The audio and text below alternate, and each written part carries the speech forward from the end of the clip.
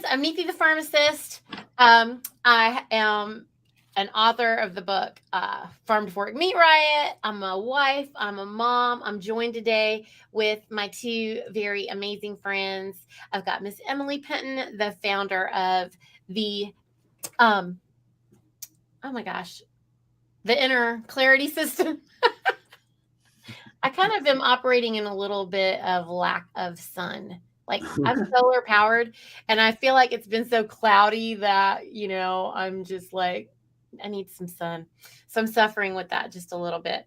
But anyway, and also I have my friend Tag with Life Done Free. And we are continuing the conversation today about natural law. And today I wanted us to focus on solipsism. So have you guys heard of this word before? Nope. Yep, I had not heard of it either till you told me that this is what we were going to talk about. Then I read about it. What did you get out of it when you read about it? I come from a weird background in this because I've never heard it put into that word, but and I think to me what it means is just accepting the truth or accepting someone's version of the truth, and we don't have to do all that. And, we talk a lot on my channel about responsibility and responsibility for your actions and responsibility for what happens to you. Well, here's a responsibility for your beliefs. And I think you used the great example of gravity. You can say you can fly all you want. Don't make it so. It's true. I mean, I was telling Tag that, if I want to get from this side of the canyon to that side of the canyon, then nature's going to say how I'm going to get to the other side of the canyon versus my opinion, which is that I should just be able to fly from here to there, and gravity is going to be like, no. But that is very visible, that law.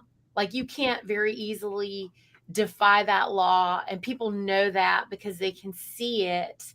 But there are a lot of invisible, natural, and universal laws that exist that people don't believe are true, or that people can be tricked into believing that they don't exist, because you just simply don't have the knowledge of these principles. And like people don't understand really the principle of morality, actually. Because I think that if people did know that right now, then they would know that being an order follower is 100% immoral, for example. What do you guys think about that? Yeah, absolutely. I mean, it goes against my design. Like I was literally designed to follow a certain code, if you will. Like if you think about it like a computer, and that's against my code. I'm not supposed to lay down my truth and my what my spirit is telling me to do, what my guide is telling me to do.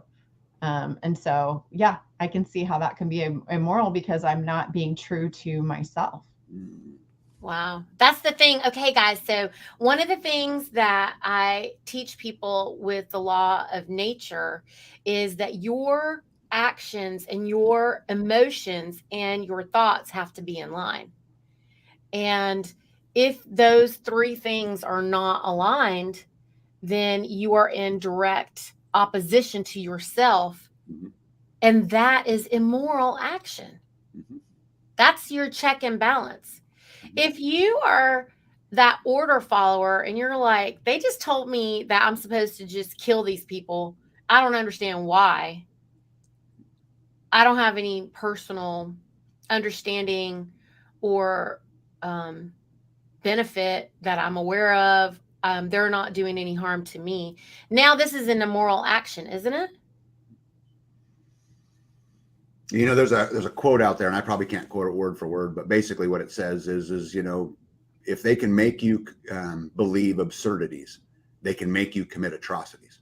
Mm, Mm. so true. So And do you true. know how easy that is? Do you know how easy it is, Tag? I mean, like, even Hitler said, make the lie big, make it simple, and then repeat it. Mhm. And people believe it with as evidenced by 2020. Now, I don't know why people don't.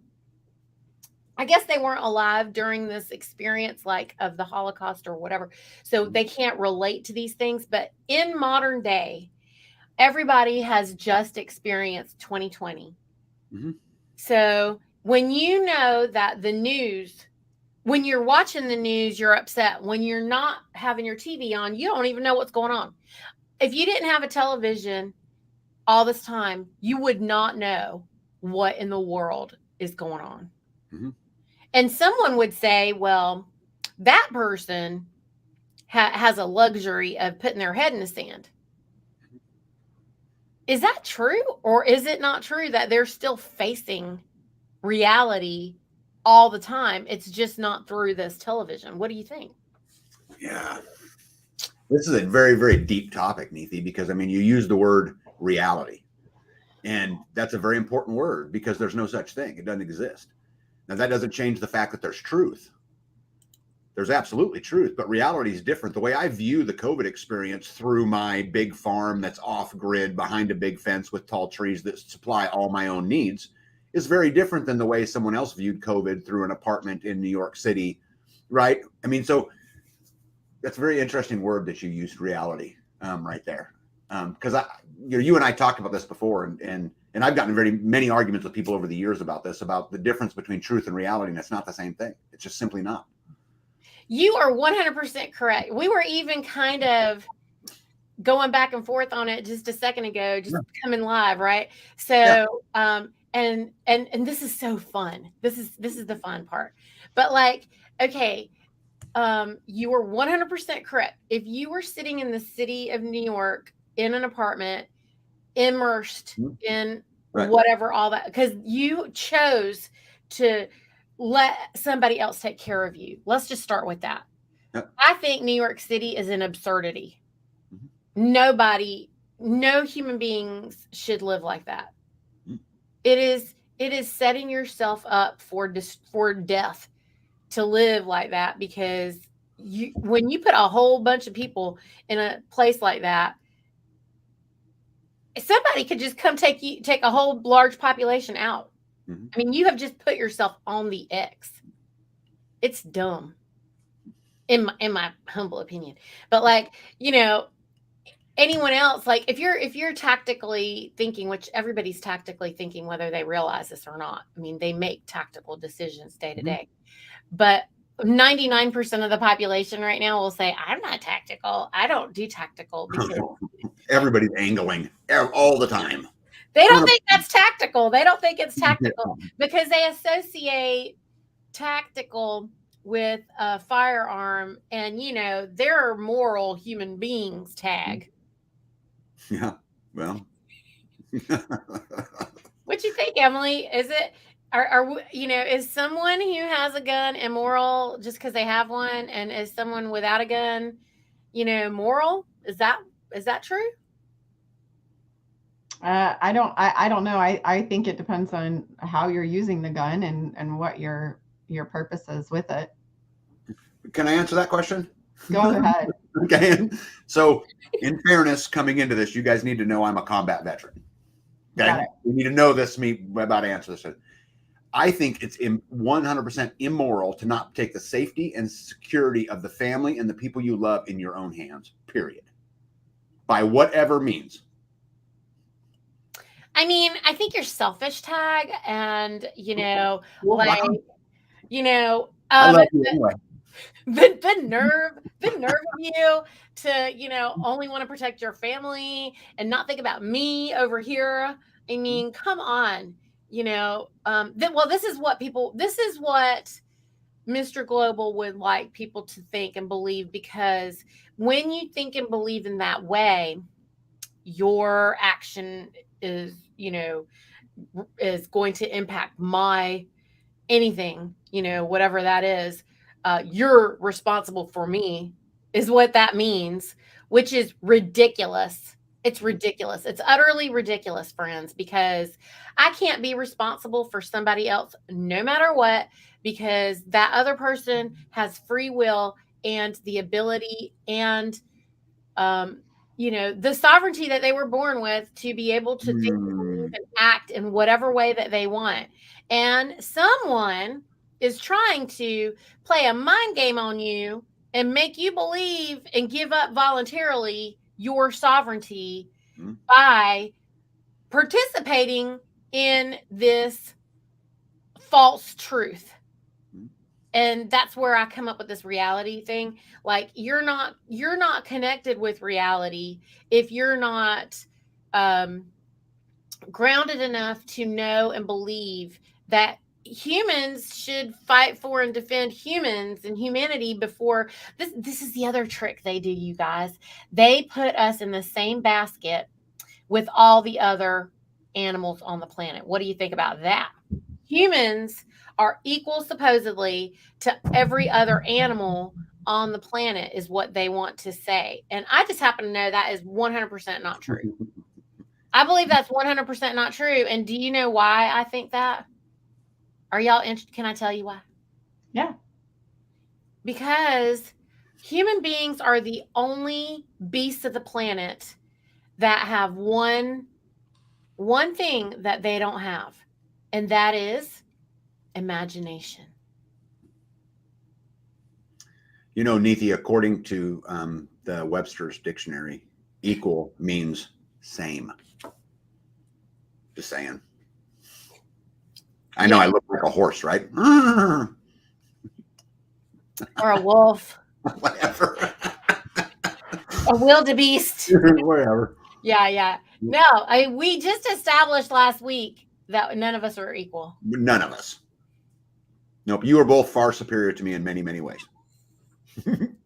Whatever. We all need each other. I need all of you. And I love all of you. And I love the tapestry. And I think that anyone who is unwilling to embrace the tapestry is very, very misguided, because we all need each other. I mean, you're gonna know how to do something, or you want to do something that I don't want to do. Just like we need the animals. And the animals need us. Correct. And they should be respected. You know, it's crazy out here. We have a farm, as you guys know. And, you know, my animals are honored before I kill them. Just a fact. I owe them a quality life. And they're getting a quality life. They're going to live the most badass chicken life they can live right up to the time I cut their heads off. Just a fact. And the longest one. And the longest one. For all of you crazy vegans out there who are misinformed, let me just explain something. A chicken, just the fact that they are born, because the egg is something that is coveted by every other beast. So if the egg actually is able to even hatch, because the mother was luxuriously cared for enough to be able to sit on the egg for it to even get to the point of hatching. Okay. If that was even possible, it's only because of the husbandry of one of the human beings. Yeah, that's really smart said. You know, when we do a clutch of, like, let's say 12 eggs underneath a mom, a good return rate's about 30%. And that's in a perfectly controlled environment, in a protected coop, in a protected run, with all of their needs being met for them. In a perfect world, the return's about 30%, taking out the predators. So now add predators in, now add nature in, right? And it's good luck. I mean, good luck getting very many of them. And then this takes us back to the people who want you to fear nature. Gosh, this is a vicious cycle, guys. Do you see what we're having to break through here? I mean, do you see all the reasons people can't stand me? They can't even stand me, because I'm just like, nature has your back. Nature is for you. And this is the moment where they're like, whatever, neath the hurricanes, whatever, neath the earthquakes, you know? And I'm just like, the only reason that we have, you know, hurricanes is because of human interference. I mean, if you don't know about HARPA and DARPA, then go figure it out. Like, find the knowledge, friends. Look these things up. Why is everybody so afraid to research? And this is the other thing. You can't find the definition of solipsism that easily. I gave you guys a definition, but had you tried to look for it, I would have been curious to know. Well, let's find out. I got the dictionary up right now. The dictionary online. Mm-hmm. Right. They keep rewriting that online dictionary. I think it's so crazy. It's very difficult with linguistic stuff that's going on right now, y'all, it is very difficult to find the actual definition of words, because somebody out there is redefining it constantly. What'd you find? Yeah, so it did come up. It was a few listings down, and it says the quality of being very self-centered and selfish. Oh. The view or theory that the self is all that can be known or known to exist. Okay. It's interesting. You talk about language, and they are absolutely 100%. Newspeak 1984 us in language. It is 100% going on, and I can actually give you examples. You hear in news, we talked about guns earlier, the assault rifle stuff. Okay, an assault rifle, by its definition, okay, and I'm talking about not the definition you read in the dictionary today, but by its original definition, is a select fire weapon. What that means is that it can fire both semi-automatic and full automatic, or semi-automatic and burst or whatever. You can select the different ways that it fires. Okay, we have not, as American citizens, been able to buy an assault rifle in 30 years. They don't exist. You can't buy them. Okay, you got to go get a class 3 firearms license. You got to go through this whole process to be able to get them. What we can buy is what they call a sporting rifle, which is only semi-automatic. Okay, this is just a fact. But if you go in there, they're making this big push to ban assault rifles when the fact of the matter is they've been banned for 30 years. What they're trying to get is semi-automatic rifles. They just changed the language because it's scary. Did you know that, Neethi, gentlemen, if you know this or not, but right here next to me, sitting against my wall, I have a rifle sitting right over there. Did you know it's never got up and shot anyone? Ever. Been sitting there for 4 years. Don't shoot nobody. Just sits there. Are you sure? How do you know? No, well, maybe it's up in the middle of the night and defies all of the natural law, and it flies through the air and creates some horrible atrocities. I don't know. Yeah, people, anyone who can believe that the existence of guns is the thing to fear. I mean, why is it? I don't know. I find it funny because, you have these governments that are operating with bigger weapons. You want to know what the most powerful weapon is? I think you're going to go down on my own mind kind of path. Yeah, I mean, it's absolutely true. The mind is the most powerful weapon, and these psychops, this psychological operation that has been, we've been in the middle of World War III since after World War II, because 1, 2, 3, like they named them to let you know that just like when you hear a movie, like you hear about whatever movie 1. Then you expect a movie 2 and a movie 3 and a movie 4, right? And so, there's World War I, World War II. That means they wanted you to be ready for 3, 4, 5, 6, 7, because it's a plan. It's a plan. Oh, sorry. I was going to say, I think people completely misunderstand the whole Second Amendment argument. And I've gotten into this a lot with a lot of people. And I'll tell you just a real brief story. So there was a big executive guy that I know who's one of the nicest guys in the world. And he's just such a big dog. And actually, in my part of the world, he probably owns the biggest, most expensive house there is in 500 miles. Okay, you're talking about a big dog, right? And him and I were having this conversation. He's like, I don't get it, though. I mean, it's just hunting and fishing and everything's in the store. I don't see why you need it. I'm like, look, dude, here's the deal. What credible threat does our federal government have, to be honest? Without that credible threat, there is nothing left. We should hold on to the Second Amendment with everything we have, because at the end of the day, it's the only thing that makes them go, well, maybe that wouldn't be a good idea. That's it. There is nothing left.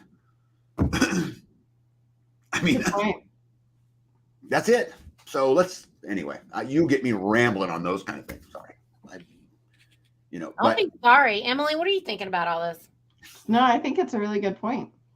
And I've heard an argument of other countries where it's been kind of a laboratory, and they've tried out and they've gotten away with way more because Yep. yeah, because the normal citizens don't have firearms.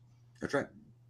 And Neetha, you started this conversation, and this goes all the way back, I think to the very beginning of, this entire argument, which is we have a duty as human beings, being true to ourselves, to be sovereign and to question things. It's funny, when my kids were going to school, I told them question everything. Everything. Mm-hmm. I have two boys who are grown now. They went all the way through public schools. Question everything you say. If the teacher says something, there's nothing wrong with saying, how do you know that? So we have a duty to do that. That's right. We have a duty to stand up and say, no, sorry. Why? Stuff for the kitty. Why? Because we're sovereign.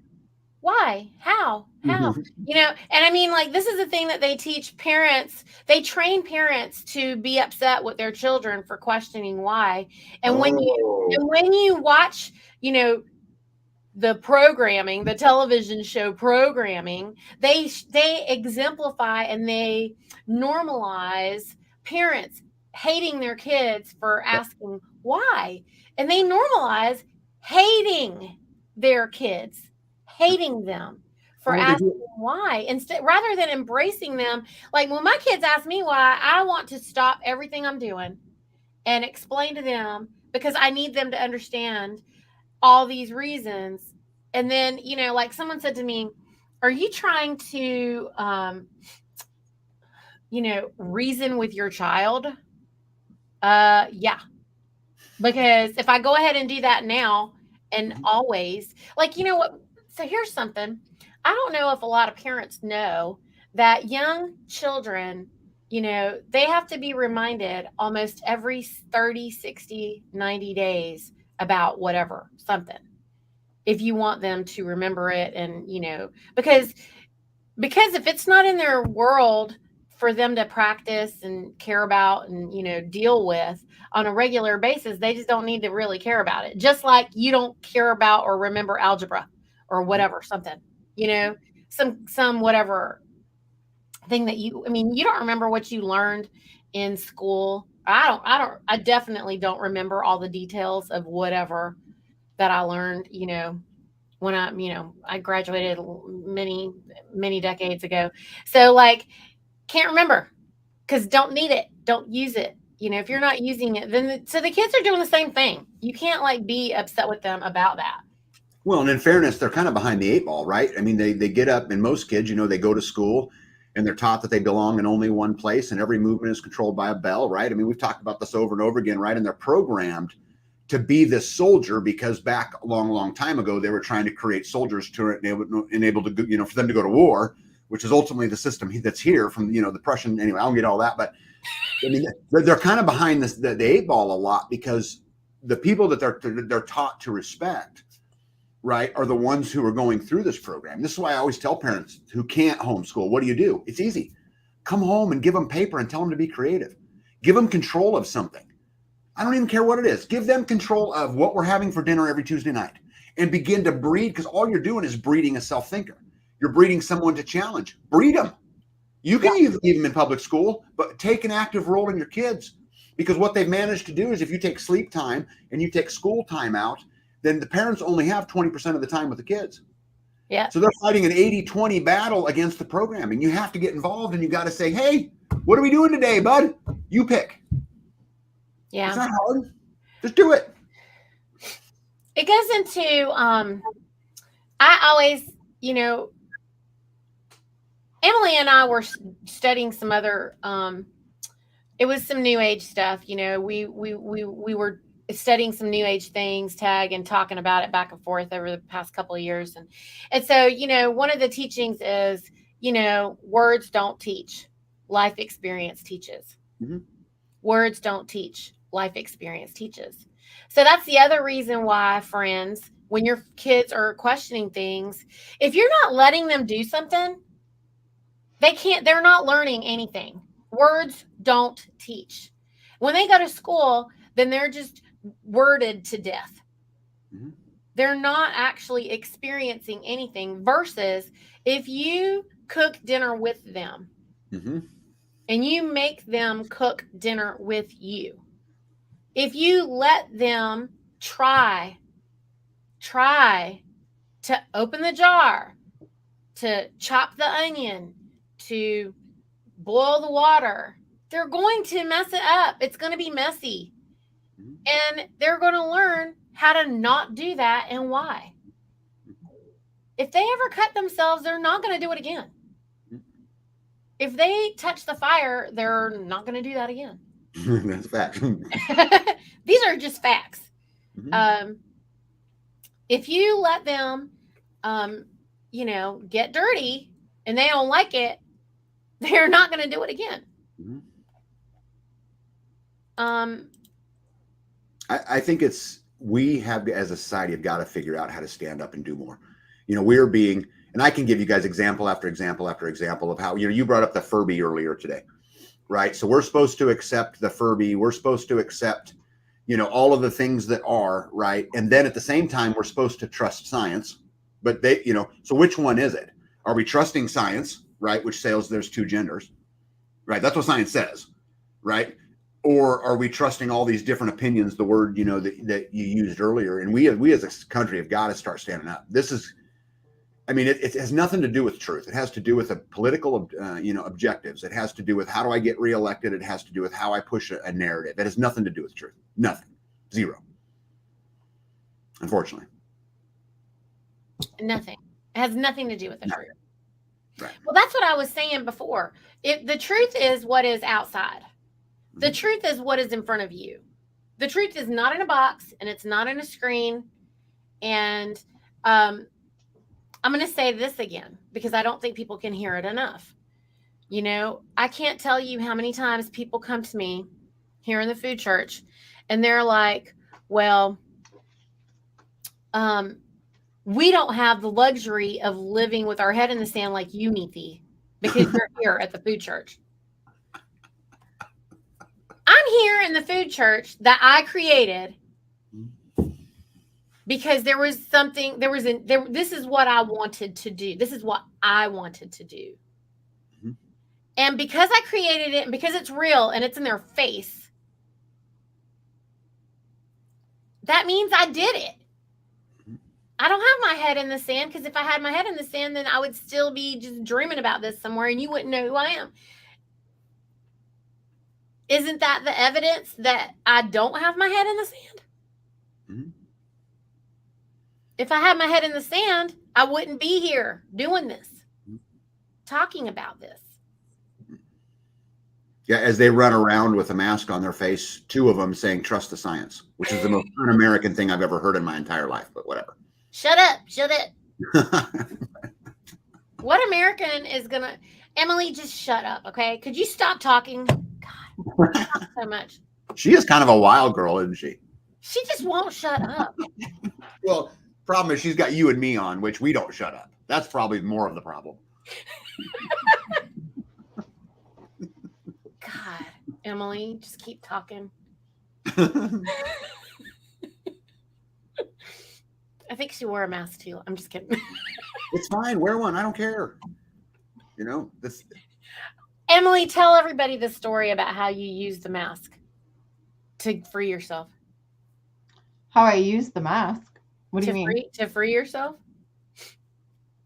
How I used the mask to free myself. Don't you remember what you did?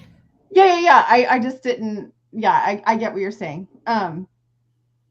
So basically, I knew that this was a circus, that this was a joke, that this was ridiculous. And so I knew that I needed to get out of corporate America.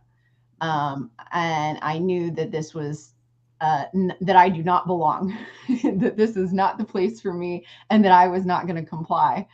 And so I started building my own business. And I realized my wealth is in my mind, is in what I can create for my clients. And so I went and I chose to have a job that was, at first it was 30 hours a week in a corporate setting. And then it was 20 hours a week. And then it was 15 hours a week. And then it was 10 hours a week. And then it was 5 hours a week, so that I could build the scaffolding of my business.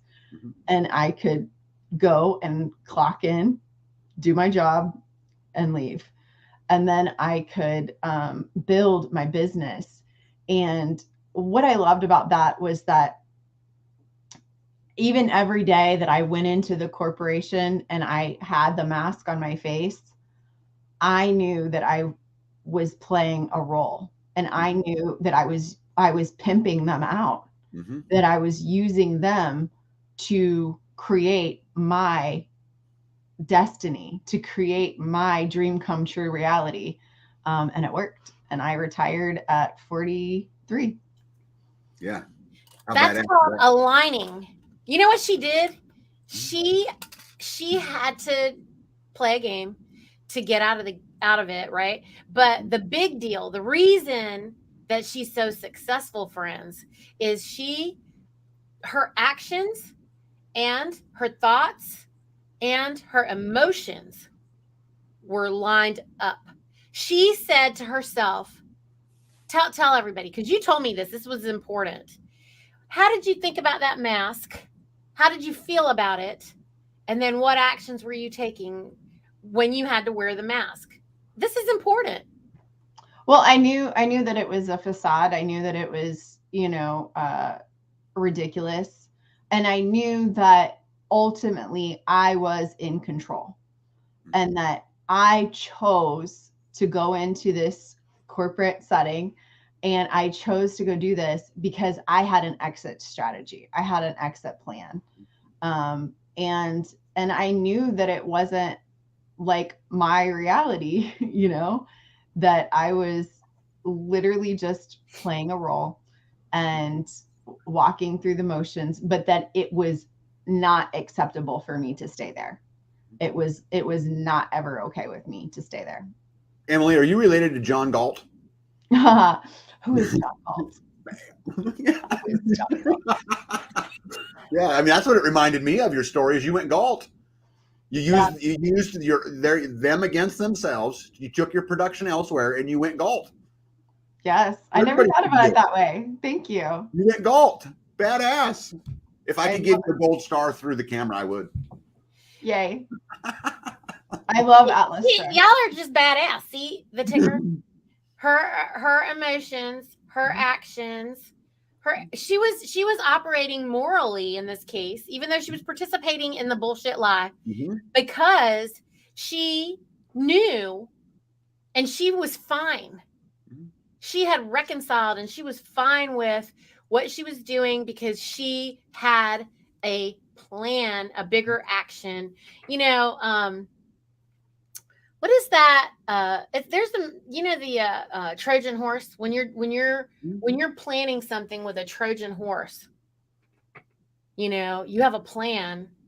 The reason it's effective and the reason that it works is because you're in line with all the aspects of that plan. Isn't it true, you guys?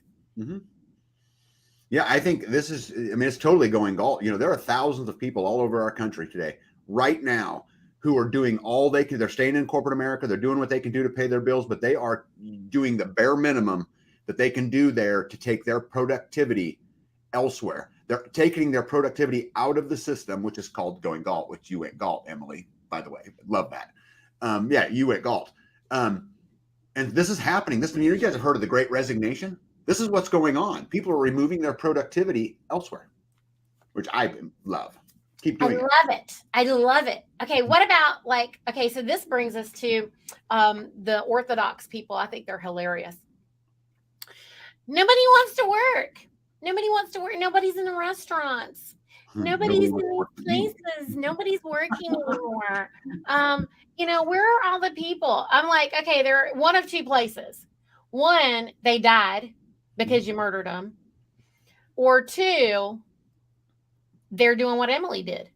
That's right. They will never, or what Tag did, or what I did a long time ago. I was never going to be in a position. I mean, I'm unhireable, you guys. I'm unhireable because I suck at following your rules. I'm not going to do what you say. Now, does that mean I'm not going to be loyal to a cause? Does that mean I'm not a team player? Does that mean I'm not cooperative, cooperative co-creator with somebody else? No, that's not what that means. It means I'm unhirable for your crazy job where you're going to want me to not align with my thoughts, my emotions, and my actions. When you want me to behave immorally, hell to the no. Hell to the no.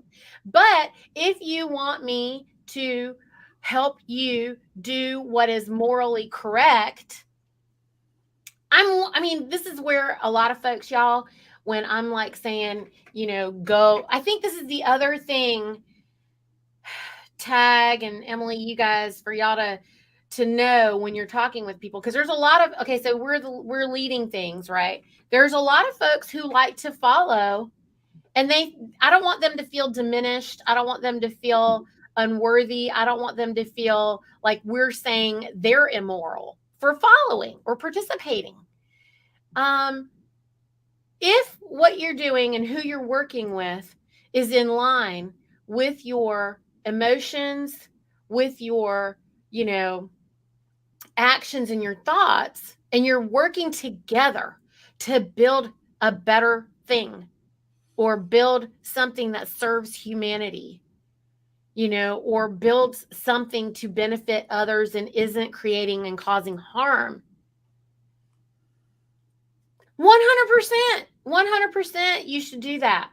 Because I've had a lot of folks say, well, if we have this world of entrepreneurs and nobody wants to work for each other or help each other or with each other, then how can we do this? Because it's so hard for one person to do everything. And I'm like, that's not what I'm promoting. Neither, I own a company that's got a bunch of employees. I own all kinds of stuff, but one of them that's got a whole bunch of employees that, we've talked about before. And, one of the prerequisites is that 1 year of being employed, I make them an owner. Easy. Mm-hmm. You're the owner. I hope you vote for me at the next annual shareholder meeting. Easy. You don't have to take accountability. Sorry. I was going to say, you don't have to go open a business. What you have to do is decide what you're following. Take responsibility for your beliefs. There's good business owners out there, guys. There are good, solid people doing the right thing every single day. If you don't want to take on the risk of running your own business and all, that's fine. Just make sure you take responsibility for your beliefs. It's easy. And stand true. And I think loyalty is a big deal. I mean, this doesn't mean, because listen, if you're not caring, this is the generative principle. It is the most important and the most occulted, hidden natural law principle is the one of caring. Mm-hmm. If you're not caring about the success of your employer, who is a good employer, who is doing the things that are aligned with the things that you're believing and the things that you want to participate in, then, that doesn't work either. Like, you have to be committed to whatever the thing is. And a good employer isn't going to hold you back from having multiple avenues of income or whatever it is that you're trying to do. They're going to want to honor your ability to do all the things that you're trying to do.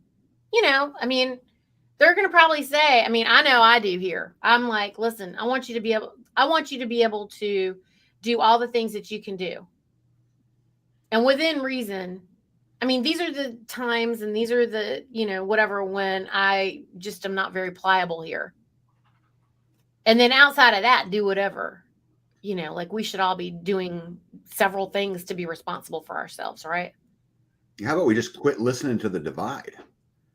I mean, it's insanity. The fact of the matter is, I don't have to agree with somebody. I don't care. It's fine. You know, I'll tell you a funny story. I got a friend of mine who's a super lib. Like, I'm talking about the government should control everything lib. And, you know, when we hang out, he walks up and says, hey, warmonger. And I reply, hey, tree hugger. And we go have a beer. It's not a big deal. I don't agree with him. It's fine. I don't have to hate him because of it. No. You know, let's get together, black and white and Hispanic.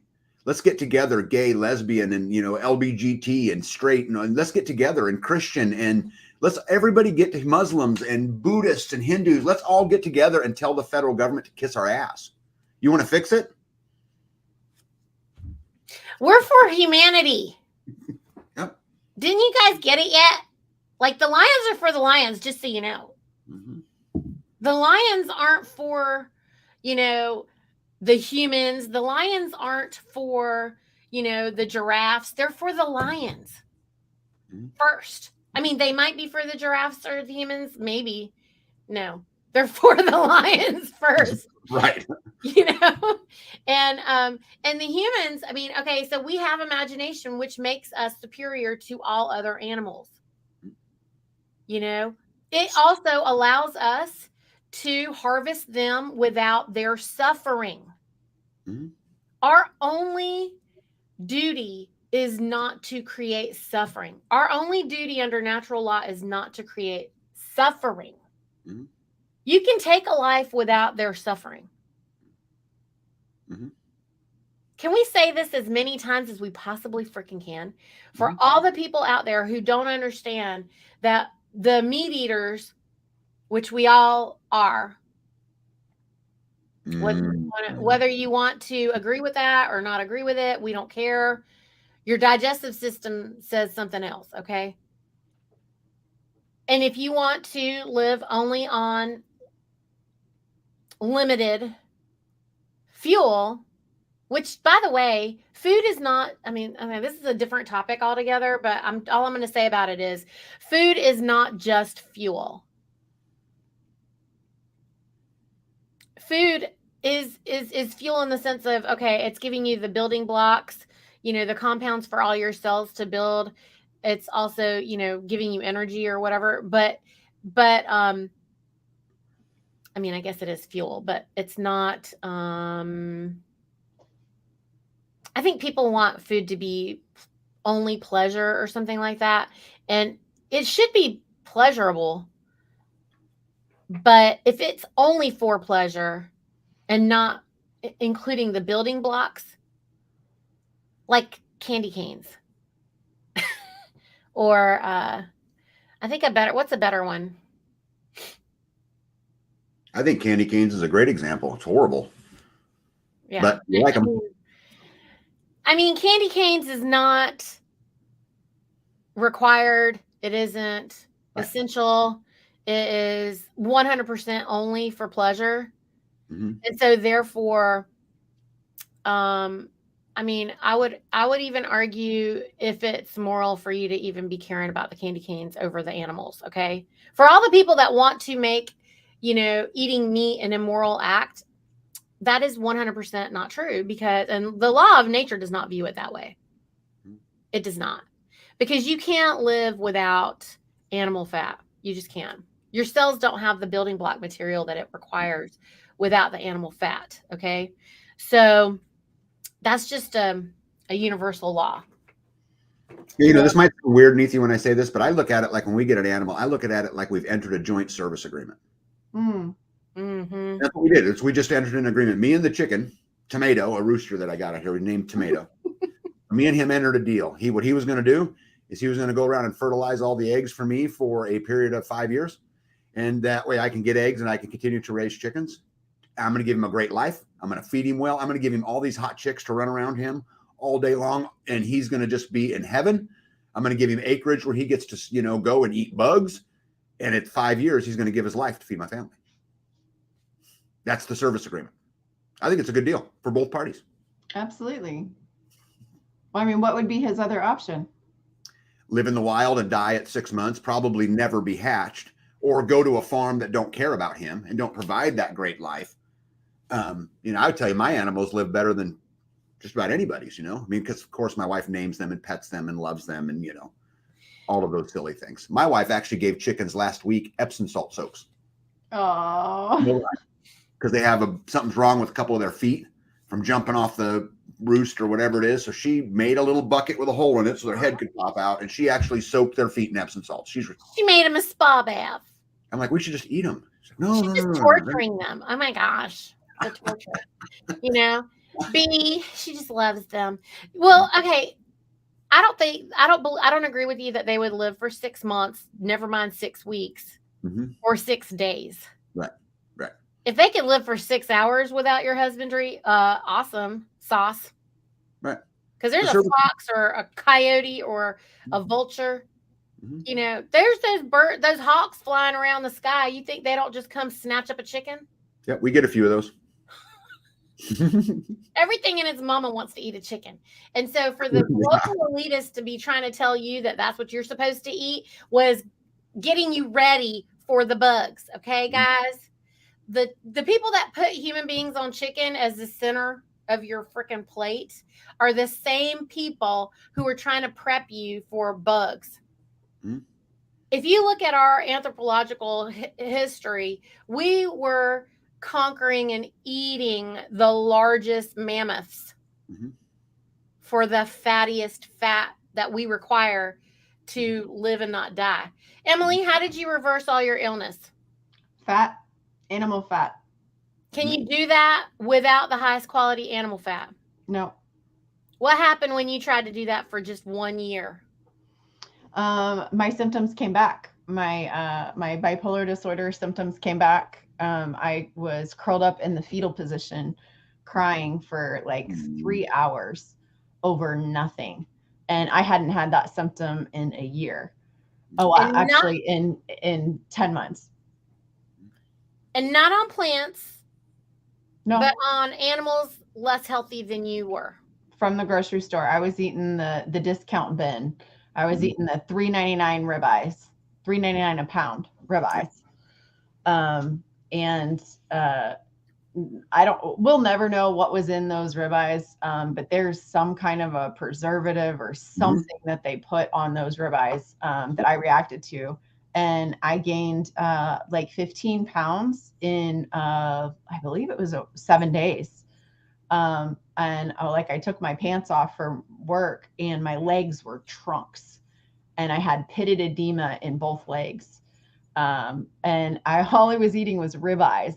Like, this is not supposed to happen. And then I started getting the pins and needles, nerve pain of the MS back.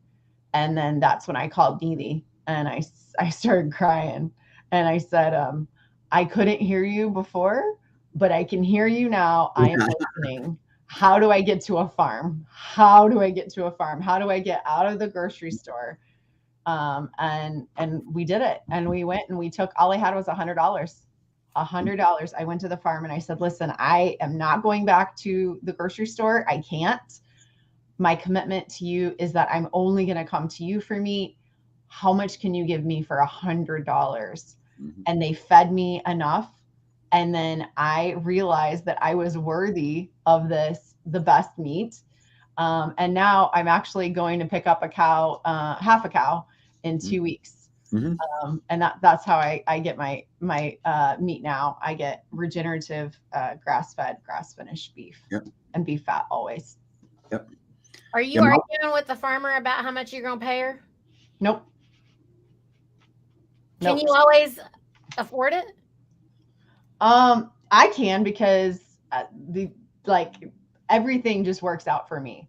Like, I am so worthy of the perfect plan unfolding right before my eyes. And I see it now. I see that, I know that I deserve the best of the best. And this farm is actually the best I have found in my area. The best that is here locally. And when she tells me that the prices go up, or she tells me that now she says, yeah, you're just going to pay the butchering fees directly to the butcher. And I said, okay. I said, just give me the address.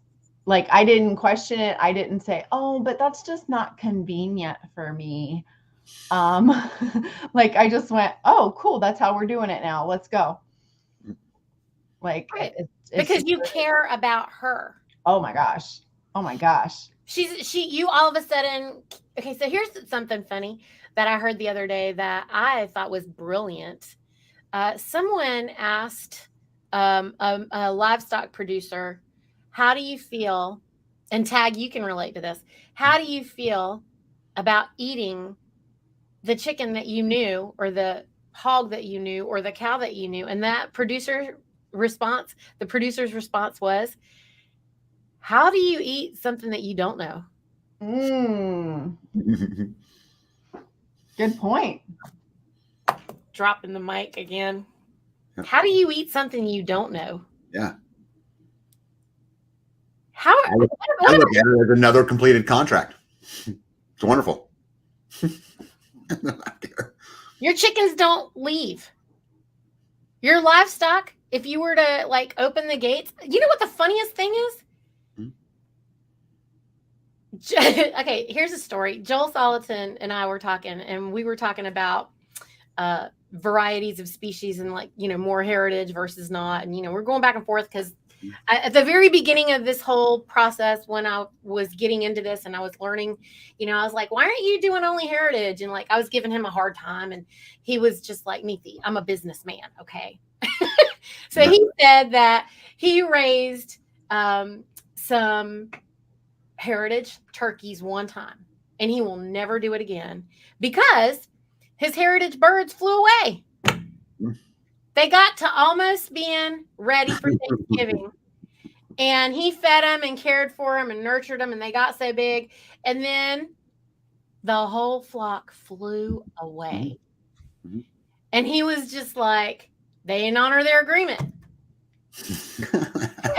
So, you know, because I'm a businessman, I can't do that. Yep. You know, and he was just like, okay, let him be free. And he wasn't, I mean, what was he going to do about it? Who was he going to go and get repaid from or whatever? He just decided, well, I can't do that again. I'm going to do it this way. Yep. And he goes, they didn't want to be eaten. That's fine. You know, whatever. Now they can go be in nature and see how long they last. We don't know. Yeah, they're going to get eaten either way. Yeah. Something's going to eat them, friends. Something is going to eat them. Yes. So, yeah, I just thought it was interesting. But, like, you know, I had a point when I started this, and now I lost it because I started laughing. What were we talking about again, Emily? About the dang. Talking about my relationship with my farmer, my respect for my farmer. Yeah, Emily, I was going to tell you, out here, that's how pretty much every farm works. So we raise our own beef, but most people, what they do is they'll go to one of the farmers around here. They'll buy that half, what they call hanging weight. They'll buy that half, and then it goes to the butcher. Here, what happens is, as soon as you pick a butcher, they call you, the customer, and they fill out a card with your name on it. How do you want everything prepared? You know, I want this steak or this roast or whatever it is. And then when you come pick it up, so like mine is, I pay about $3 a pound for the cow, and then I pay about $1 a pound for the processing. And we have 3 big freezers, and so we go through a whole cow, a whole pig every year, plus then our chickens and the other, you know, fish and the other things that go on our farm. But that's how it works out here, is exactly what you're talking about. That's awesome. Well, and before, you know, they were still building, and so they just gave me what they had. Like, I would just go and say, okay, I want 60 pounds of ground and I want 30 pounds of cuts. And that's just the way that we did it. And then the next time I needed it, I was like, what's the price now? And she was like, well, actually it's more. And like, it's logical. I mean, she paid, I think she said $24,000 in was it hay? In just this last year. Yeah. And so if those costs are going up, then the cost of the meat's going to go up. Like, it's just logical. Like, Emily, are you taking everything from the cow, or as much of it as you can?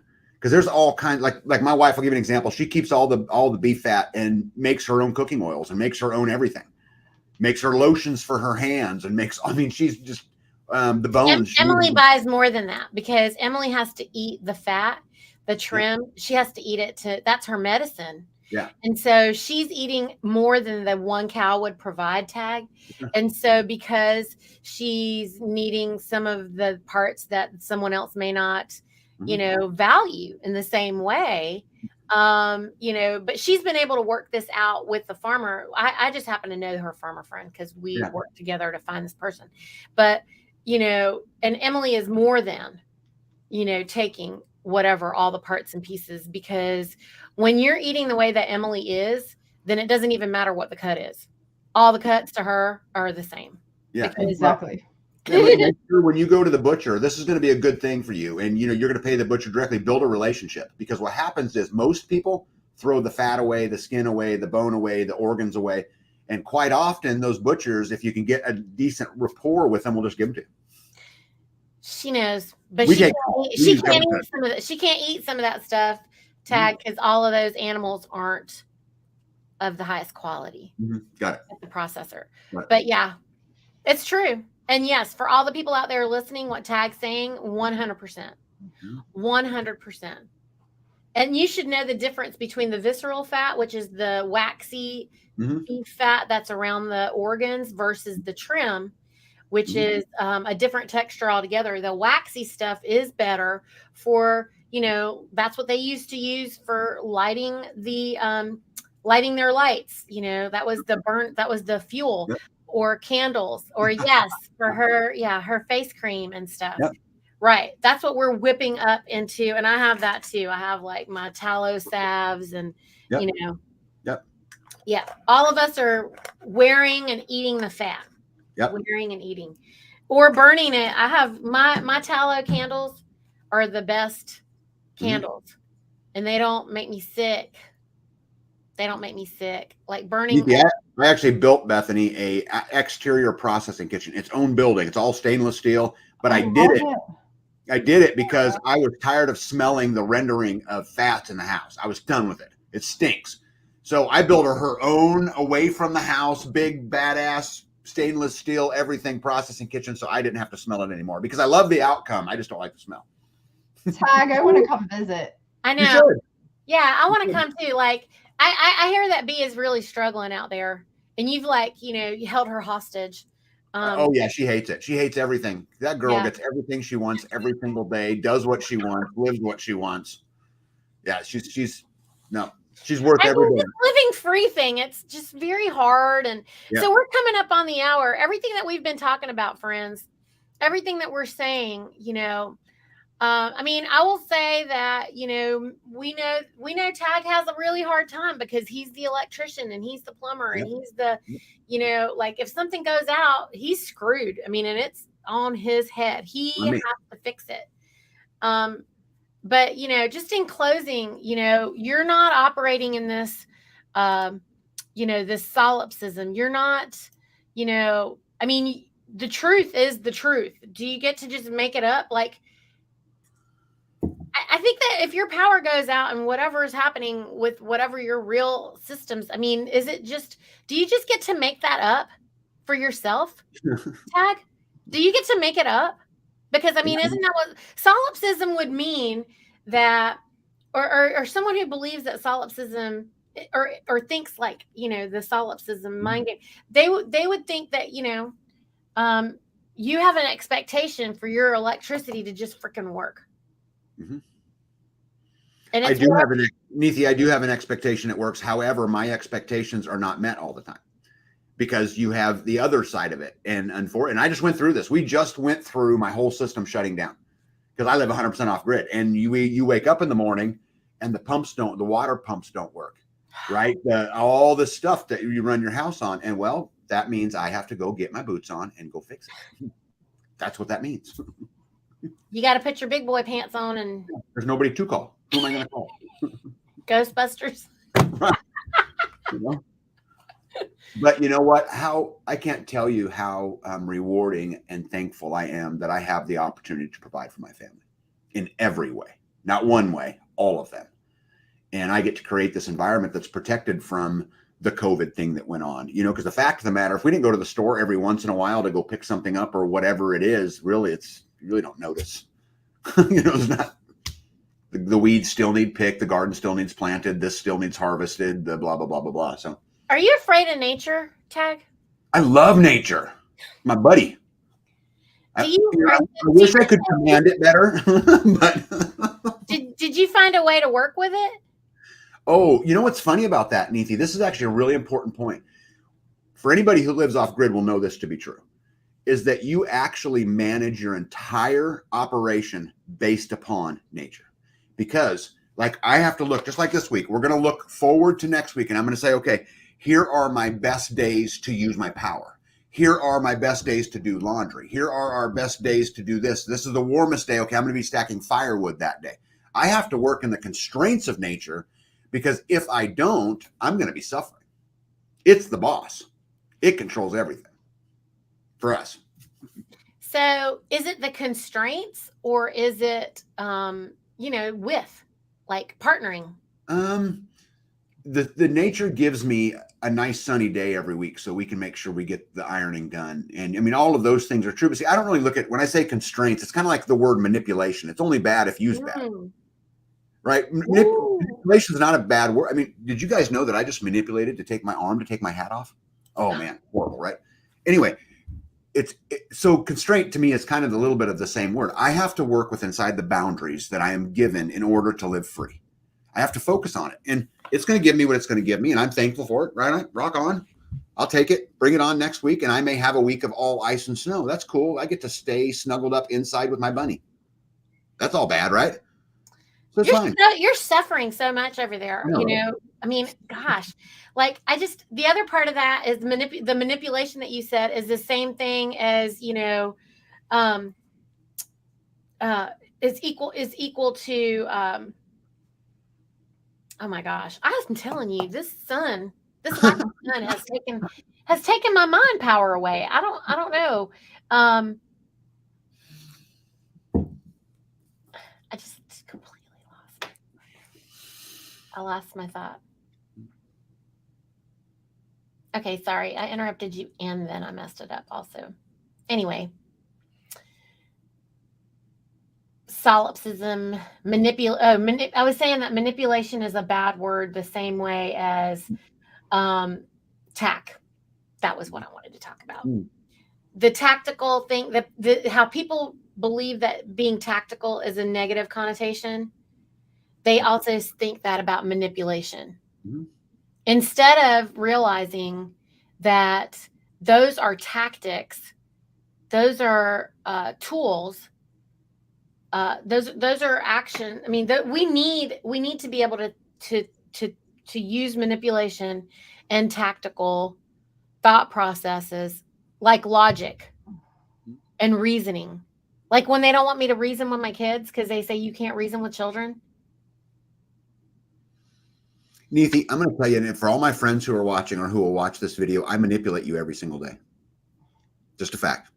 Because my job, if I'm going to be your friend, is to help you get the very best out of you every single day. And if I'm not doing that, I'm not your friend. End of the story. I'm going to manipulate my wife. I'm going to manipulate my kids. I'm going to manipulate my friends because how can I be a great friend if I'm not pushing you to achieve and to be greater every single day? I'm going to manipulate myself. Great point. Great point. Yes. Yes. Yes. And it's good. Because we care. Right. Because we care.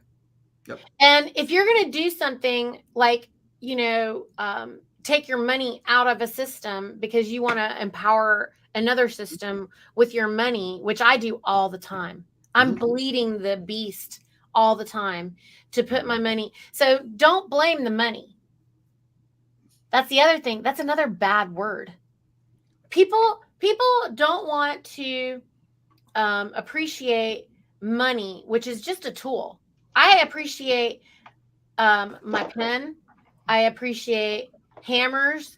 I appreciate, my stove as much as I appreciate money. Money is nothing more than an exchange of energy. That's all it is.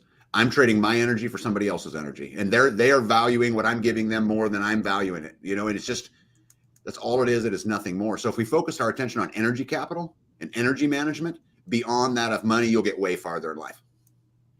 Way farther. I always want my energy to be more on top than what I have to spend on bottom. Mm-hmm. I try to capture more energy than I spend so that I can stay ahead of it a little bit. Mm-hmm. Yeah. I don't know what that value is, because I don't care about that.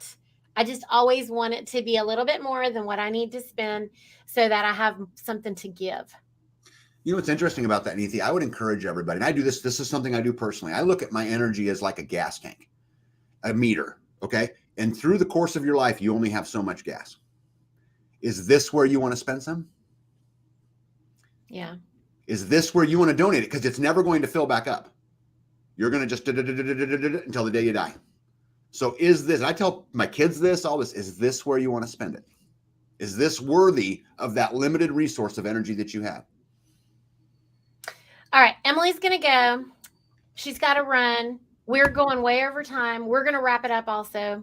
Cool. And I think Bye, that guys. every single week, this is so much. Thank you, Emily. Hey, and Emily, that's her last time being with us, y'all, this year, because then she's going into the holidays. And next week is going to be our last week for this series. And then I'm going to start another series next year. I can't believe that we're at the end of the year. But I love this energy exchange. Thank you. Good. Thank you for joining me. And Emily, thank you for having been here. And everybody who joined us today, thank you for coming and hanging out with us. And I look forward to hearing what anybody, wants to share with us in any of the replays here on YouTube, on Rumble, on everywhere that I'm going to try to post this, because I can never seem to go live everywhere at the same time. But I'm really interested in hearing what everyone's thinking about this. And I hope that we were able to help shift people's minds just a little bit today, just a little bit more, because I think we need to, the idea is for us to try to get everybody to wake up to the truth a little bit more and a little bit more. And I think the only way that can happen is knowledge. That's the only reason I'm doing this, is to share the knowledge. And please make sure you follow Tag and Emily. Their information is all going to be in the notes down below. Tag, I love your series that's going on. I would love to be able to talk with you about that another time as well. Like, we should just talk about, we are kind of doing that all the time anyway, but. Hey, I was going to tell you, there's a convention going on February the 22nd through the 25th in Georgia. Oh, what's it called? It's called Next Steps Conference. And what it's about is the counterculture and counter economy. And there's a whole bunch of speakers going, doctors and all these people talking about countering the medical system and countering our food system and countering the electronic system, the technocratic system, prepping, homesteading, all kinds of stuff. But it's a big time, a lot of really big time speakers. I'm speaking at it. This is why I know it. Wow. All the centralized systems. All of them. Yep. But I told her, I was talking to her last night on the phone, and I told her about you. You should reach out to her. You guys would line up very well. Who is she? Her name is.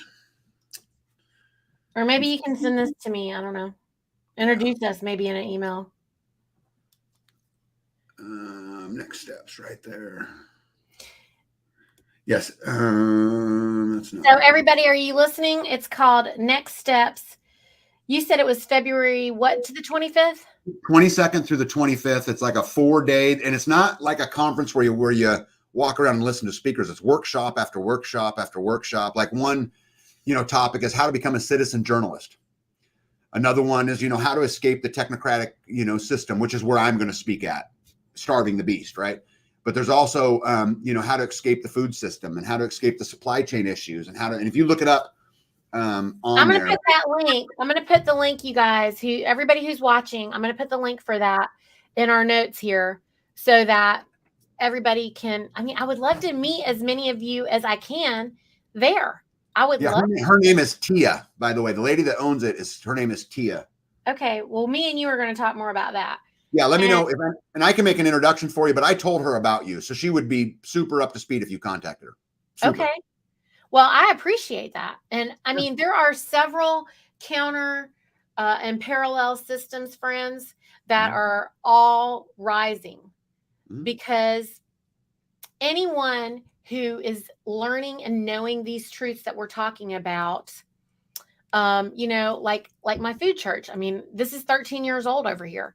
The things that everybody else is doing, there are people who have been doing this for decades in all these various facets. And so, I think a lot of people just couldn't see them or weren't ready to hear this until after 2020. So I am very appreciative for the 2020 attack, which was one of the most blatant attacks that ever happened. Did you know, Tag, that the people in charge, they have been known to say, you can go ahead and tell everybody what we're doing. Yeah, they don't care. They don't care. They're No. they were like, do your best to wake everybody up, because even if we came out and told them what we were doing to them, they won't believe us. Nope. So nope. That's how brainwashed people are. So I'm hoping that if we can just even wake up one person every week, that would be great. But one of the things I want everyone out there to know is enlightenment. The big take home point of today is enlightenment isn't exclusively reserved for some special people. Enlightenment is knowledge, and you have to choose to seek it. Yep. Action is required. Your action is required. It is mandatory. Knowledge is required. Your effort, your action, your choosing it is required. So please, if you don't choose it, you're not going to know. So I would go a step further and say that your knowledge is your fault. I love that. It's your fault. It's your fault. Whether it's good or bad, whatever it is your fault. Take responsibility for not just your actions, but also your beliefs. 100%. We're going to end it on that note. We'll see you guys next week.